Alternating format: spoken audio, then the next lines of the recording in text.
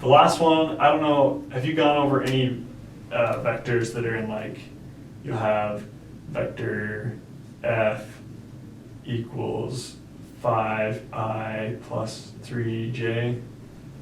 That look familiar to you at all? No. Okay.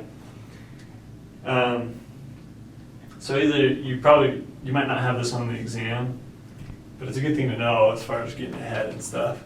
This is basically saying I means a unit vector of length 1 in the x direction.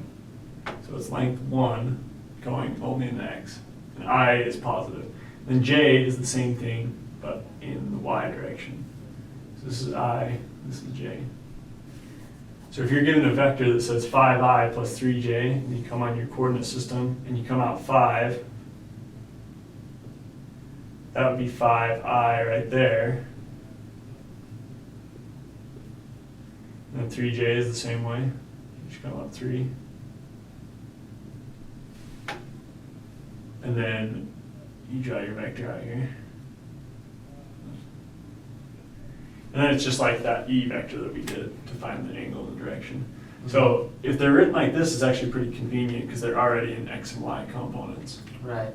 And say if you were given, let's see here, if you're given something like F equals 5I plus 3j, then G, vector G is equal to negative 2I plus 5j. How do you think you'd add those? Go down 2? Or back 2? Yeah, so this would go back to, but if you didn't want to draw them, if you just wanted to add them up to get the result before you drew it, what do you think it would be? I don't know. So remember how we could just do x's by themselves and y's by themselves? Uh-huh. Same thing applies here. So you can do 5i minus 2i. That'll leave you with 3i. Oh, I see what we're doing. Okay. And Plus 8. 8j. Yeah, 8j. Okay. exactly. Alrighty. So you'll probably, I want to say that there's a little bit of that is covered before the exam, but I guess if it's open already, you're not probably going to have to worry about it.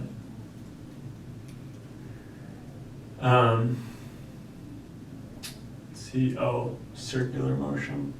We talked about like A little bit, yeah. circular motion.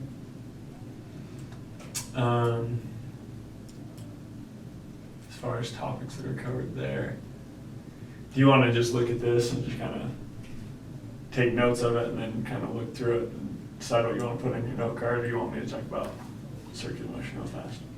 We just have about 8 minutes left. Yeah, let's go over circular motion. Okay, so let me just get rid of this stuff up at the top. That's something you have written down already, right? Mm-hmm. So in circular motion, all of it right now, you're just talking about uniform circular motion. So basically, just move around in a circle.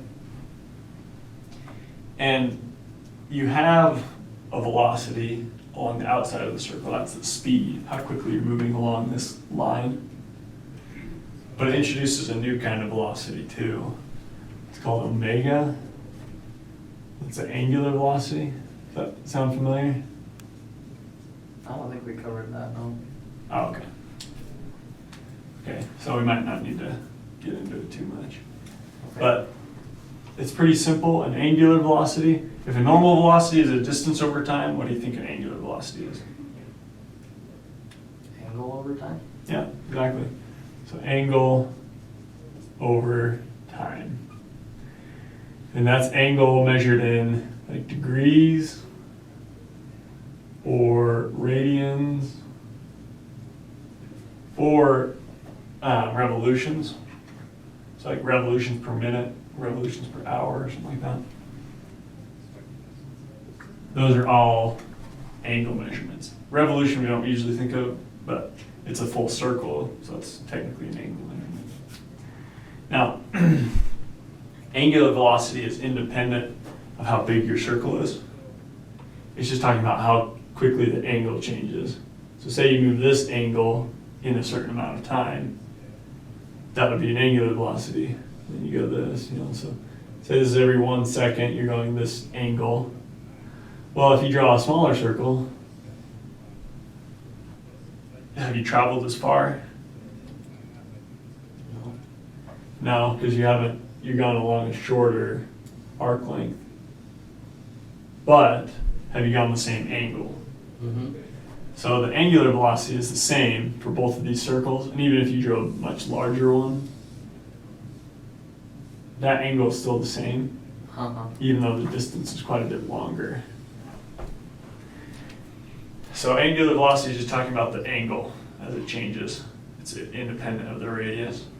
But if you want to find out how fast you're actually going, you can take that angle and multiply it by the radius. As long as your angular velocity is in is in radians. So your tangential velocity is going to be omega r.